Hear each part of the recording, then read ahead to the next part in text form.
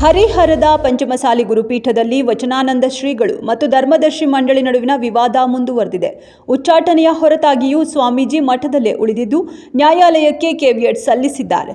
ತಮ್ಮ ವಿರುದ್ಧ ಪಿತೂರಿ ನಡೆಯುತ್ತಿದೆ ಎಂದು ಆರೋಪಿಸಿದ್ದಾರೆ. ಭಕ್ತರು ಶ್ರೀಗಳಿಗೆ ಬೆಂಬಲ ಸೂಚಿಸಿ ಕಾವಲು ನಿಂತಿದ್ದಾರೆ.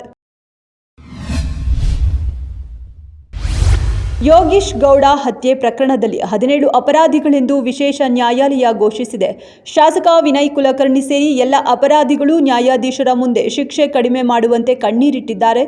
ಜೀವಾವಧಿ ಶಿಕ್ಷೆನ, ಜೀವನ ಪೂರ್ತಿ ಜೈಲೇ ಗತಿನ ಕಾದು ನೋಡಬೇಕಿದೆ. ರಾಜ್ಯದಲ್ಲಿ ಹೆಚ್ಚುತ್ತಿರುವ ಚಾರಣ ಅಪಘಾತಗಳ ಹಿನ್ನೆಲೆ ಕರ್ನಾಟಕ ಸರ್ಕಾರ ಕಟ್ಟುನಿಟ್ಟಿನ ಕಾರ್ಯಾಚರಣೆ ವಿಧಾನ ಎಸ್ಒಪಿ ಜಾರಿಗೊಳಿಸಿದೆ. ಚಾರಣಕ್ಕೆ ಆನ್ಲೈನ್ ಬುಕಿಂಗ್, ಪ್ರತಿ 10 ಮಂದಿಗೆ ಒಬ್ಬ ಗೈಡ್ ಹಾಗೂ ಟ್ರ್ಯಾಕಿಂಗ್ ಆ್ಯಪ್ ಕಡ್ಡಾಯವಾಗಿದೆ.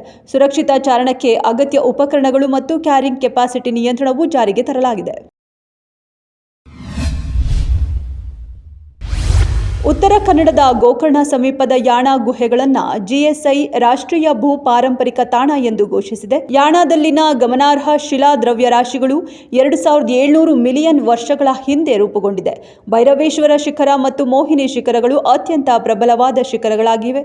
ಈ ಬೃಹತ್ ಕಪ್ಪು ಏಕಶಿಲೆಗಳು ಜನಪ್ರಿಯ ಪೌರಾಣಿಕ ನಿರೂಪಣೆಗಳೊಂದಿಗೆ ಸಂಬಂಧ ಹೊಂದಿವೆ.